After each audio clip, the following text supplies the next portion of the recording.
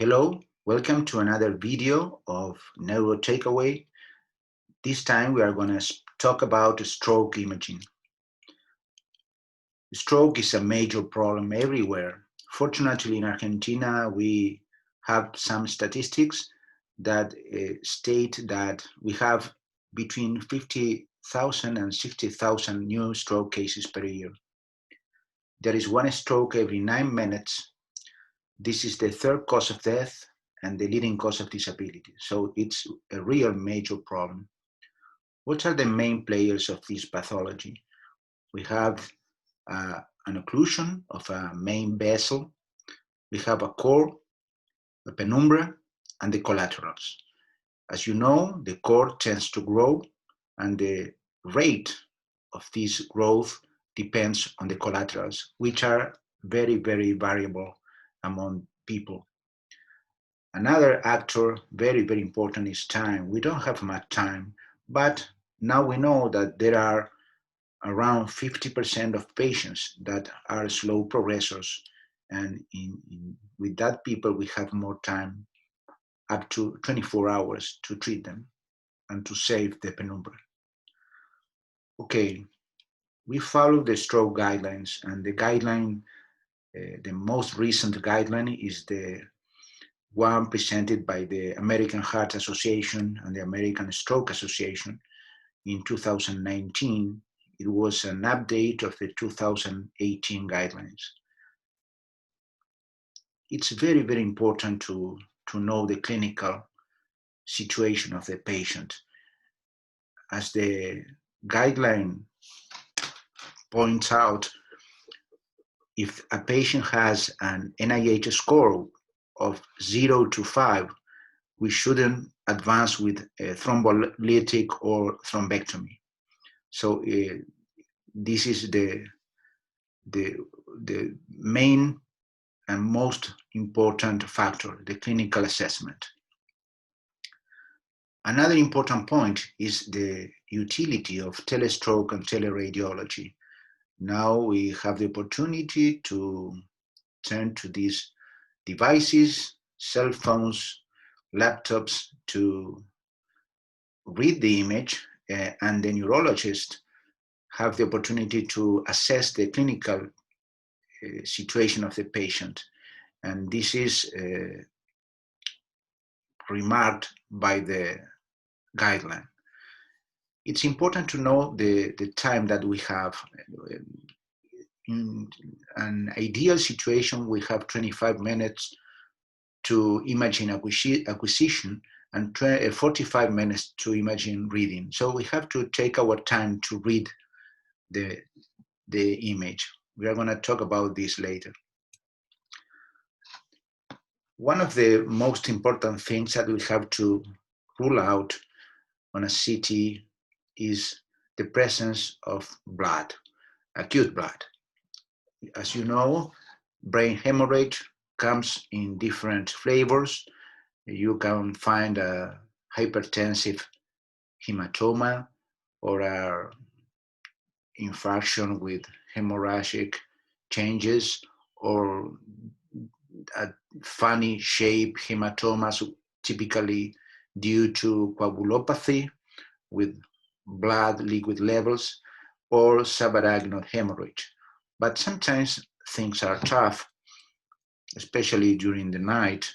The resident has to evaluate this kind of CT, and maybe you can miss this tiny hyperdensity at the juxtatentorial. And that's why I recommend very strongly the use of the reconstructions on the coronal. We can pick this up very easily, the presence of a subdural hematoma, laminar, but it is there. And on the sagittal, we can see it too. So very, very important to perform the reconstructions. Well, what are the early signs of MCA infarct? We can find some focal parenchymal hypodensity, especially at the cortex of the frontoparietal convexity, at the insular, which is a very vulnerable area, with effacement of the subarachnoid spaces.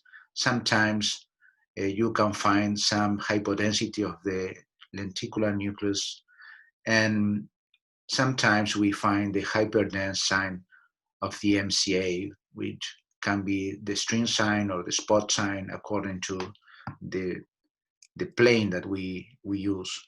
And these early signs are not infrequent. They can appear in 60% of the patients within 2 hours, and in 80% of cases within 6 hours.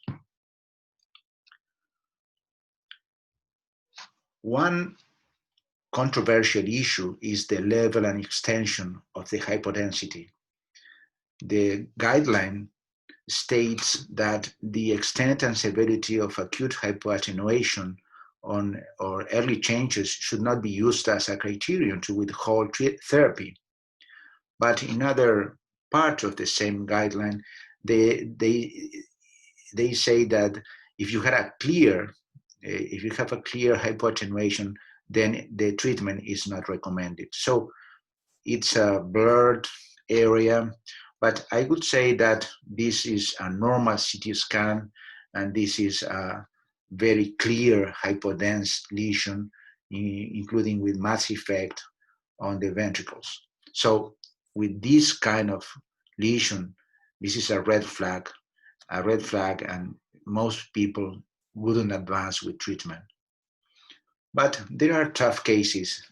There are great cases. For example, here you can see a very subtle hypodense lesion on the left MCA territory, but the lesion is subtle, but it's very large. It's more than 1/3 of the MCA territory, and that's more than 70 milliliters on diffusion for sure. So in these cases, we don't know what to do, but here the time matters. Time, for example, if this case is in the first 3 hours, probably most people would advance with treatment. But if the patient is in the 3 to 4.5 window, it would be very, very, very difficult to take the decision to advance. It is risky. Other point about imaging is the use of the window. The standard window sometimes can't reveal the lesion, but if you change the window to these levels, 32 level and the width of 8, you can find very, very clear where is the lesion. So use the stroke window always. We try to use always the aspect score, which is a score, now it's an old score of the MCA territory. It seems easy. You have to train your residents and yourself with this score. It has 10 areas, the frontal, anterior temporal, posterior temporal, insula, caudate, lenticular, and at the convexity you have an anterior, intermediate, and posterior areas. And you have to subtract every area that is hypodense. So you have at 10 points, it's the normal situation. And if you have more than 7 points, those are the best candidates for reperfusion. There are some useful signs. For example, the MCA hyperdense sign, it is a hyperdensity on one side of the middle cerebral artery, and it represents a thrombus.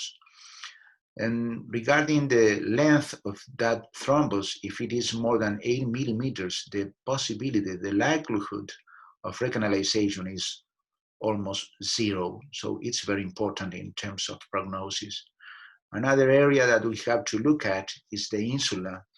If you have a hypodense insula, you have the probability of a poor evolution, because there is a huge chance of core growth, and at the same time, it's a good opportunity for treatment. And here you have another worrisome sign, which is the hyperdense basilar artery. You have the thrombus right there, and as you know, that's bad news. There is an aspect score for the posterior circulation too. Here we have again, we have 10 points, 2 for the pons, 2 for the midbrain, 1 for each cerebellar hemisphere, 1 for each thalamus, and 1 for each occipital lobe. And the aspects in the posterior circulation, if you have a score of 8 or more, you have a good candidate for reperfusion, taking into account that the reperfusion in the posterior territory is a blurred area too, and we can talk about this later. There is a publication that used this aspect of posterior circulation with the source images of the CT angio, and they demonstrated the utility of these images because they are more sensitive than the non-contrast CT for the posterior circulation stroke. What about the post-thrombolysis follow-up?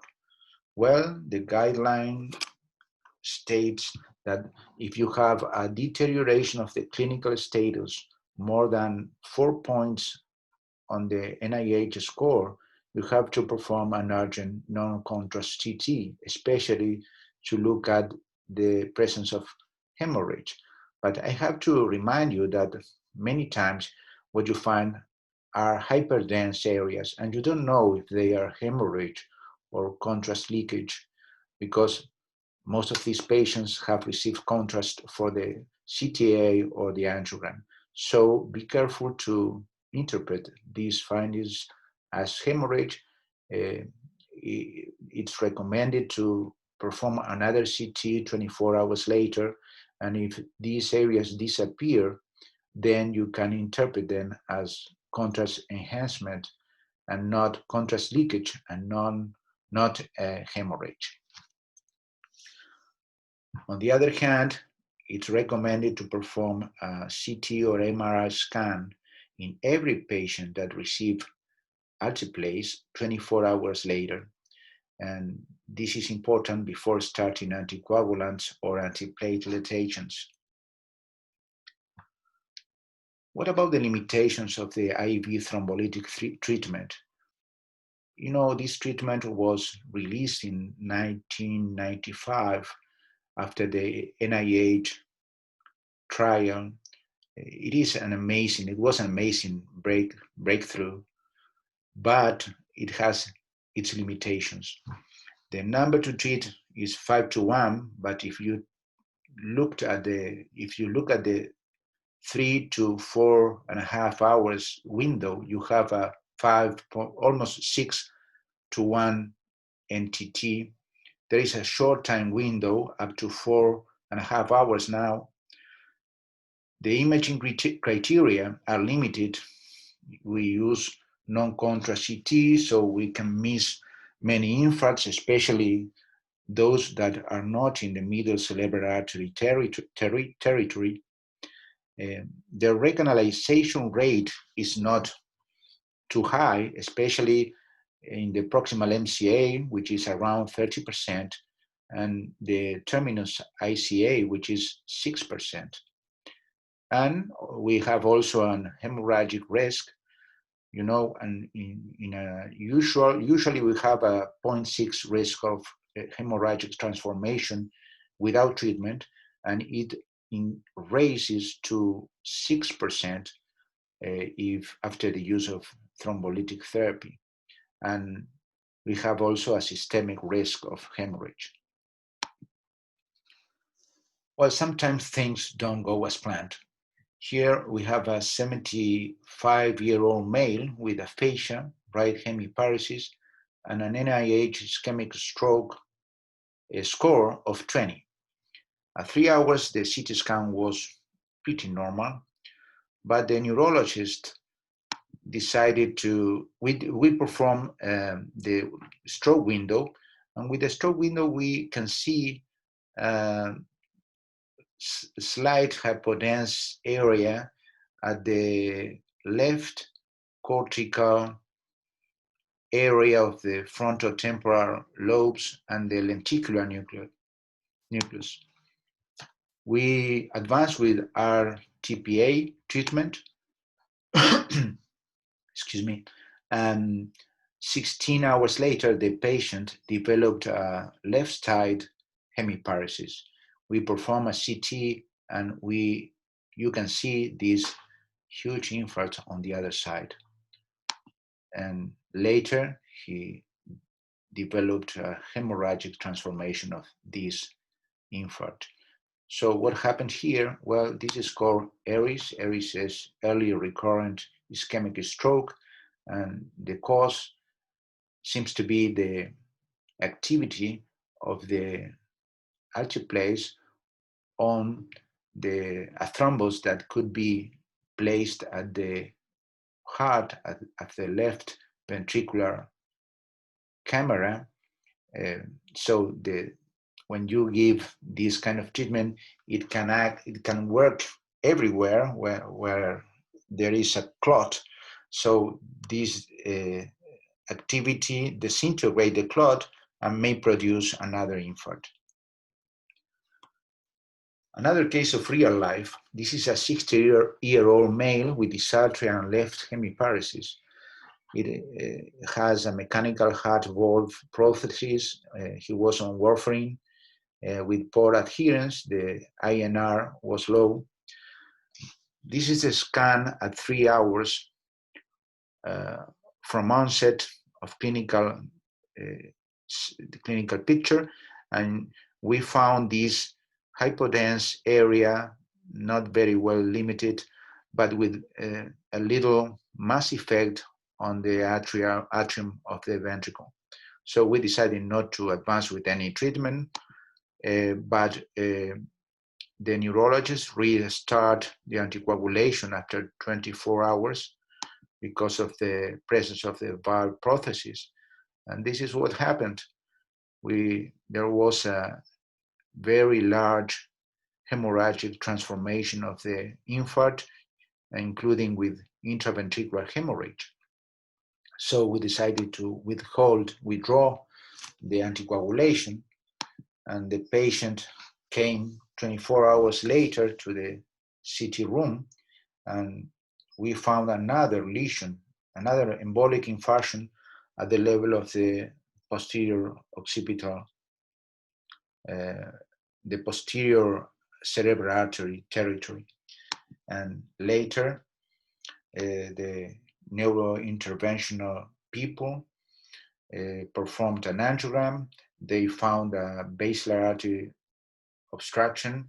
They advanced with thrombectomy, and then the patient developed this hemorrhagic transformation of the latest infarction. What about MR at the beginning? Well, as you know, there are several groups around the world that use MR, an MR approach at the beginning. You have to have the logistic to do that, because you need an MR equipment at the emergency room. Most patients, or some patients with stroke, are confused. So it's quite complicated, but sometimes it's very useful. For example, in this case, you can see that the CT was normal, but with the diffusion, we found these typical bordersome infarctions, both supra and infratentorially. These patients had an arrhythmia. So here we don't need any treatment, because the physiopathology or the pathophysiology of this infarct was hypotension. And so perhaps sometimes we have to turn to MR anyways. Remember that the diffusion weighted image is excellent. Within the first 30 minutes, we can find these lesions, but it's not perfect. The sensitivity is around 90%, and some cases with very small infarcts, or especially in the posterior territory, you can miss this restriction. On the other side, we have the presence of microbleeds. Regarding this point, the guideline is very, very clear. The presence of microbleeds do not withhold the treatment with thrombolytic or thrombectomy. Some people say that if you have very, very many, more than 10 perhaps microbleeds, that's a red flag. And I think that it's reasonable, but the guidelines don't say that. Okay, let's go to another case of real life. This is a 65-year-old male. He arrived 3 hours after clinical onset with an NIH score of 20. Here you have the CT at arrival, pretty normal, but the neurologist asked for an MR.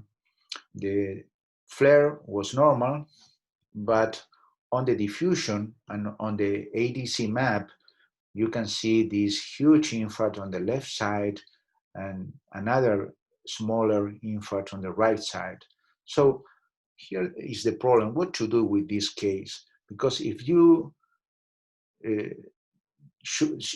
hadn't done this MR, perhaps you should have advanced with treatment. But now that you have this information, you doubt. So sometimes you have to follow the guideline because you lose time. Look at this, you lose 15 minutes to perform this image. Another case of real life, this is an 80-year-old male. He arrived 2 hours and 45 minutes after the onset of the clinical presentation with an NIH of 18.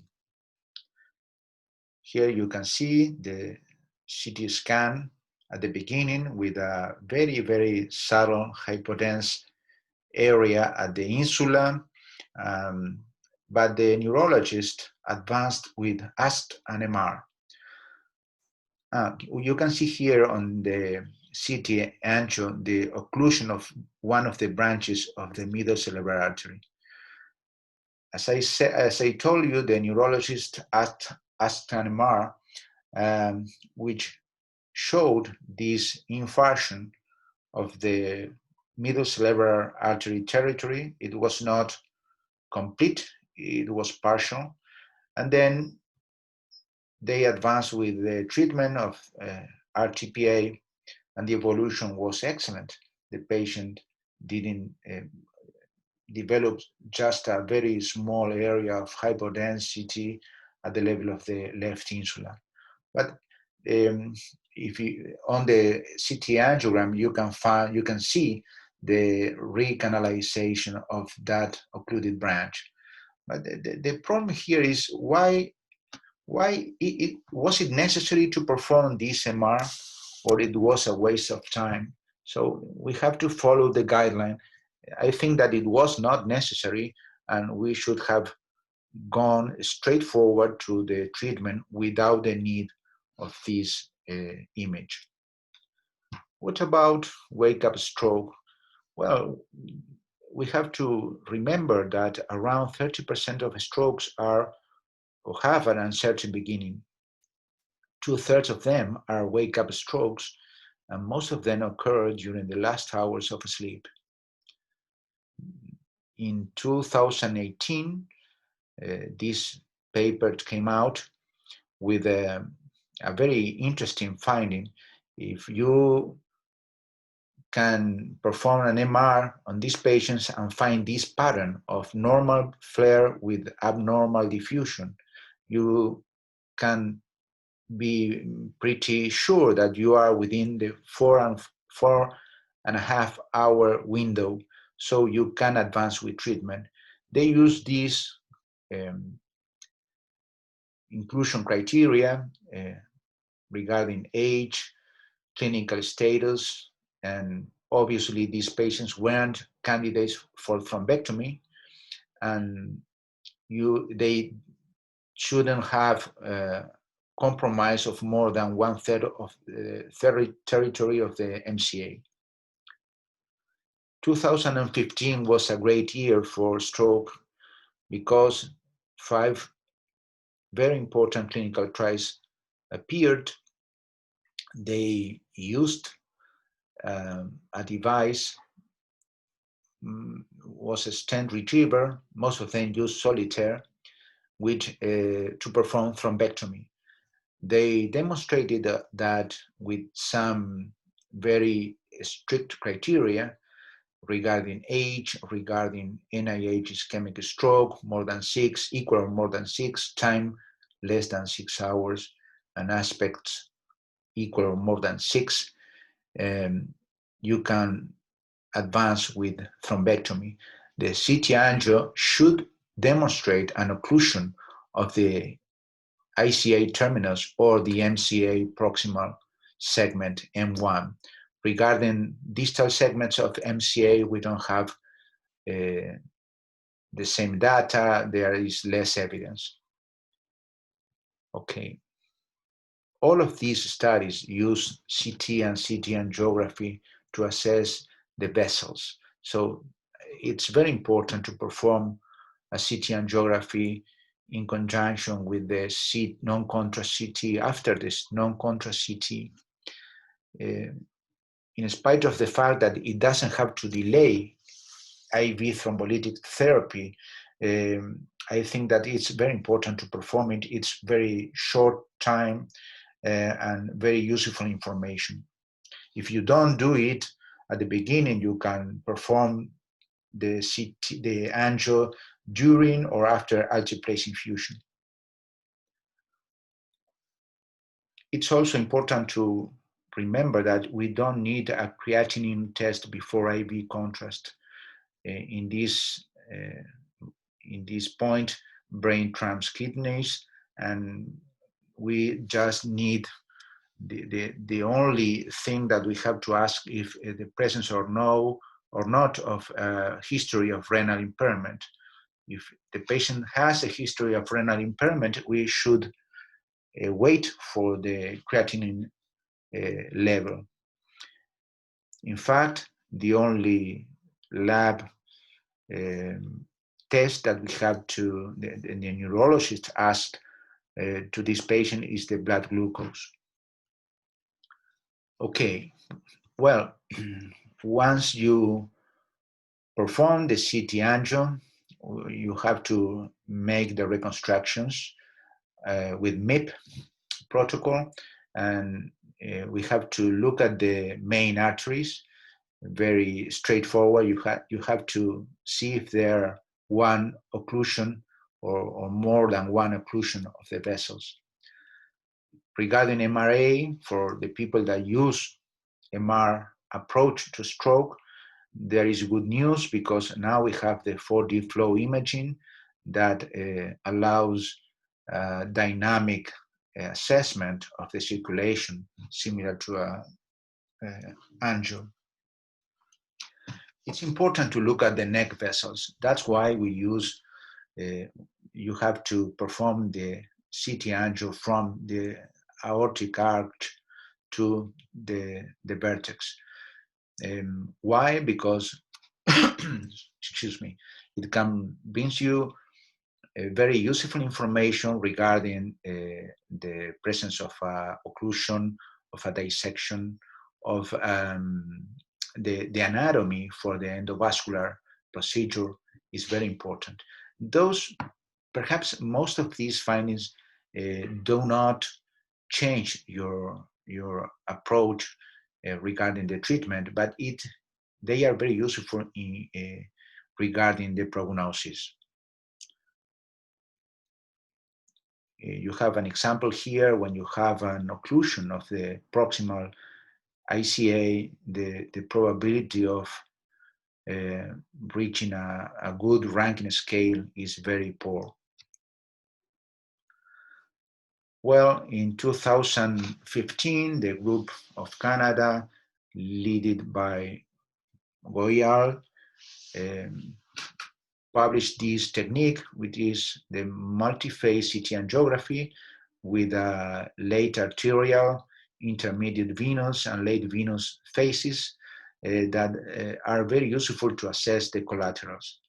If you don't use this type of protocol, at least you have to perform a late acquisition to assess the collaterals, because sometimes you can miss them at the beginning, very early.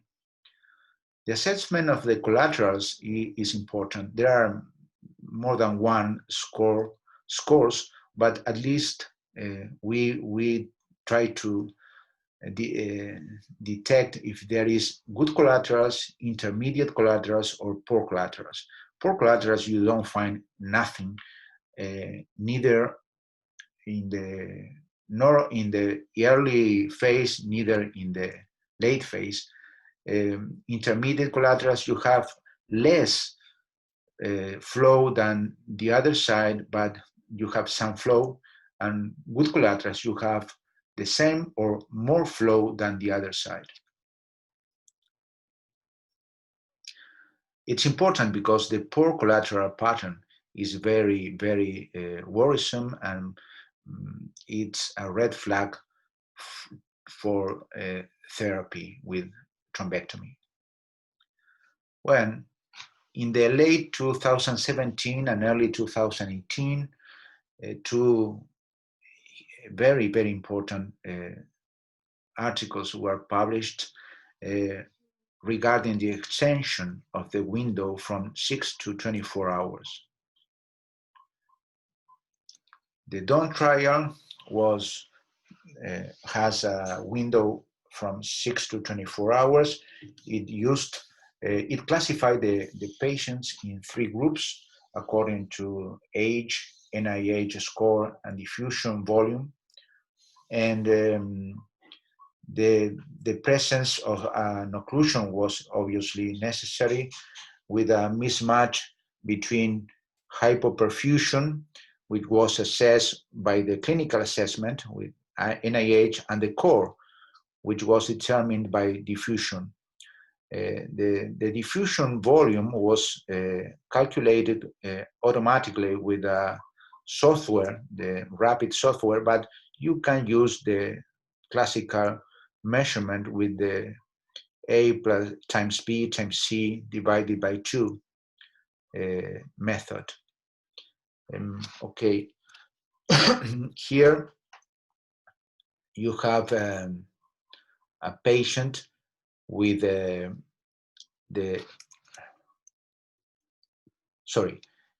here we have the other trial, the Diffuse 3. This trial was performed with an extended window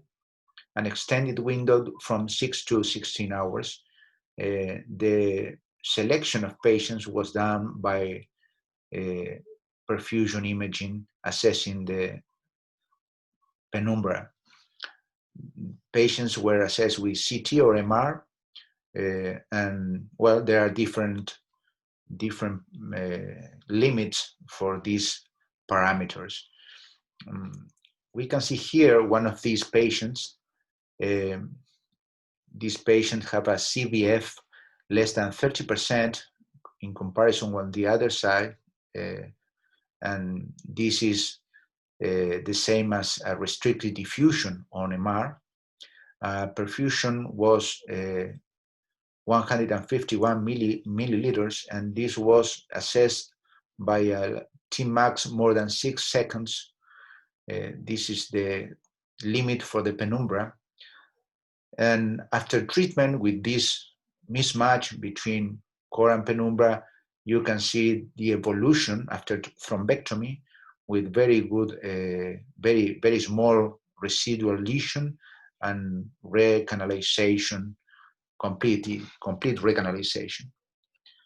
Okay, regarding perfusion, we have to say that it's pretty complex.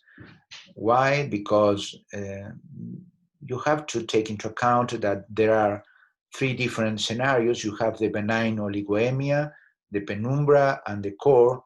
And for example, in terms of cerebral blood volume, at the beginning, the oligoemia has an increase in the volume. Then at the penumbra, there is also increase of the volume. And then finally, the infant core has a lower, a decrease of the volume.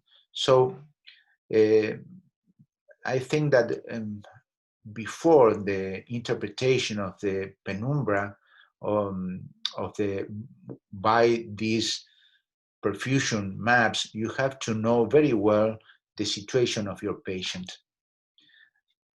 On top of that, it was demonstrated that the assessment of the penumbra with different equipments is different. So there are very high inter-equipment disagreement. The technical challenges here are the acquisition variability, the post-processing, the interpretation, and the inherent poor signal-to-noise ratio of this technique. So at least in our center, we prefer to use the DAWN criteria. Regarding the softwares, at least in Argentina, we don't have any of them, but we hope that we can use them in the future, in the near future. There are two that are the most used, the RAPID and the Brainomics, which can assess automatically the aspects. What about the future? The future is very promising. Here you can see the mobile stroke units. Some of them not just can do a non-contrast CT, but you can perform a CT angiogram in the ambulance. So that obviously shortens the time for the treatment. Another interesting study that was published by the Massachusetts General Hospital people shows the very high correlation between the predicted volume on non-contrast CT with the true volume on diffusion, but this was assessed by artificial intelligence. So I think that in the future, this will be the standard. Another interesting approach is the one-stop shop. What is this? Well, now with the flat panel technology of the angiogram, of the angiographies, you can perform a CT, as you can see here. This is a multi-detector technique, and this is the flat panel computer tomography. It's not perfect, but you can get an acceptable CT with perfusion and with the CT angiogram, and this is a trial that is ongoing right now regarding this approach. Well, let's go to some stroke mimics, because not everything is simple. This is an 18-year-old male with 12 hours of evolution of headache and left hemiparesis. The CT was pretty normal. You can say that there is an asymmetry of the cortex with a light hypodensity here. Well, the resident thought the same, and he went to an MR. The T2 was normal. The angiogram didn't show any obstruction. The diffusion was normal. So we have in our protocol the ASL perfusion, and this sequence was very abnormal. We found this hyperperfusion over the right cortex, and well, then the clinicians found that this family has the familial hemiplegic migraine. We didn't know that, so this is a disease that can be produced by one of these channel abnormality. And looking again this angiogram, we can see the hyperflow at the right side hemisphere. So this is a reversible problem, but very worrisome at the beginning if you don't know what is the history of the patient. Another case, this is a 25-year-old female with history of renal transplantation that suffered from sensory deterioration and rapidly progressive quadriparesis. When we saw this patient, we was very surprised with this large hyperintensity on the brainstem. So we performed diffusion, and it was normal. So we didn't think this was a stroke, but we didn't know what was it. Brainstem encephalitis, we didn't know. But the patient came back 2 weeks later, walking by herself. And well, this was a press with a brainstem variant, which is not very frequent, but it is very worthwhile to know it. Another case, this is a 75-year-old male that presented with focal seizures. At the first day, we found this tiny hyperintensity at the parietal lobe of the left hemisphere. The diffusion was restricted, and the angiogram was very funny because we found a hyperflow not just of the middle cerebral artery, but of the posterior cerebral artery. So that was strange. So we decided not to advance with treatment, and 1 week later, the patient came back to our department, and we performed an MR with contrast. We found this ring enhancement at the subcortical level, and the diffusion was very atypical for infant. So we performed another MR 4 days later, and now you can see a very, very typical image of abscesses. So remember that sometimes an abscess at the very beginning, at the cerebritis phase, can seem very similar to an infant. This is a 70-year-old female with an acute presentation of right hemiparesis while brushing her hair in the morning. At 2 hours, we perform, from the clinical onset, we perform a CT angiogram, both of the intracranial and the neck vessels, and we didn't find anything. So the patients came at night, they advanced with the treatment of alteplase. The following morning, I reviewed the source images of these patients, and I found this hyperdense area at the cervical spine and core, at the cervical spine. So we performed an MR, and the MR confirmed the presence of a epidural hematoma that compressed the spinal cord and was the cause of the clinical picture.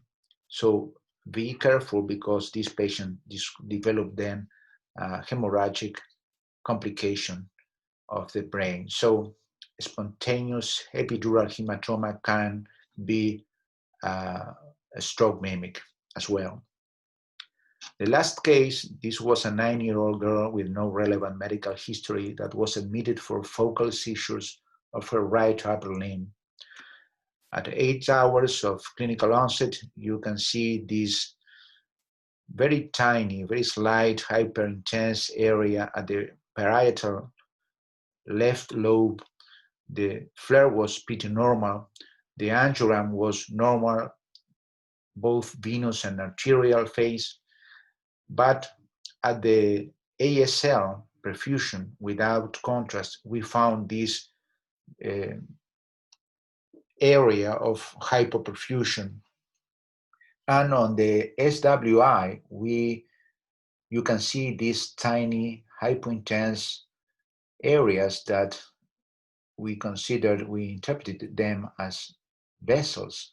And at the very top, we saw this, you can see this huge vein we interpreted as a blooming effect. So we went, as you might be thinking, we went to this diagnosis, the cortical vein thrombosis. But we decided to perform the 24 hours later another MR with contrast. Now the area of the lesion that restricted on diffusion was larger. Now we can see it on FLAIR. And on the SWI, we still can see these dilated veins, but there is this spot. And when we confront this spot on SWI with the source images of the angiogram, you can see that this corresponds to a stop at one of the distal branches of the MCA. So we changed our diagnosis, and this was a distal MCA embolism. So you have to remember that this hypointensity on SWI may represent not a thrombus, but the presence of deoxyhemoglobin secondary to a slow flow of an arterial infarction. Now let's say 2 words about stroke in the COVID era. At least 36.4% of patients in Asia develop some neurological symptom. And the stroke incidence in Wuhan, where this epidemic started, was 5%. In New York, they published this paper showing 5 patients younger than 50 years with severe acute respiratory syndrome who developed a large vessel occlusion. The etiology is not cleared. Some people say there is a coagulopathy. Some others say there is an endothelial dysfunction, and the true probably is multiple. This is a case of thromboembolism, lung thromboembolism, which is another very frequently found complication in this infection. Other publications showed hypoperfusion at the frontotemporal level, small infarcts, and some hyperintense lesions at the subarachnoid spaces. We don't know what they are. Other publications, papers from Paris, showing venous thrombosis, which is not rare if you have a coagulopathy. And here you have another huge hematoma coming from Asia. And this recent publication showing a leukoencephalopathy with this funny pattern of small spots of hypointensity on SWI, which is very similar to what we find in a microangiopathy, thrombotic microangiopathy, and this is probably the case. Well, this pandemic has changed our approach to stroke.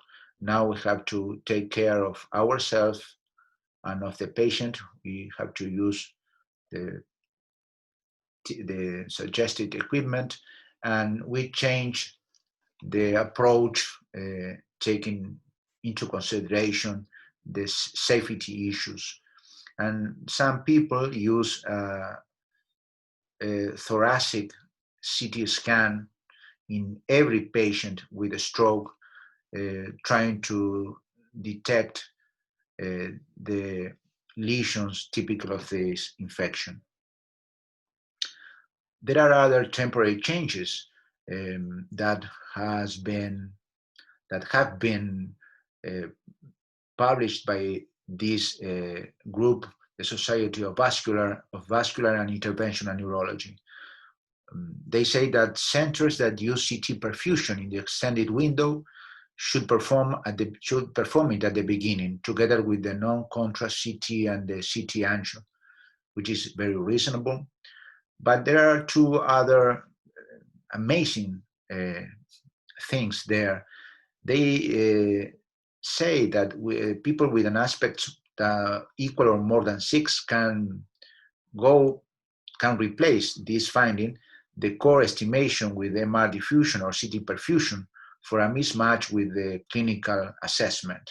So this is amazing from my point of view. And another point is that stable patients that arrive before 24 hours with a CT scan of 2 hours of age and aspects more than 7, equal or more than 7, could go directly to the angio room. But this finding is very interesting, and it comes from this study that I recommend that you read because it's very, very smart. It was a review, retrospective of a lot of patients, and they demonstrated that the mismatch between aspects and NIH assessment may replace with a 80% of confidence the use of a mismatch between diffusion-weighted or CT perfusion and clinical assessment with the Dawn criteria. Well, in conclusion, I have to say that normally, besides this period of the COVID era, we have these two scenarios. One scenario is less than 6 hours. We have to perform a parenchyma and vessels imaging with non-contrast CT and CT angio. And if the patient arrives more than 6 hours, we have to perform parenchyma, vessels, and penumbra imaging with non-contrast CT, CT angio, and CT perfusion, or with MR angio, and MRI perfusion.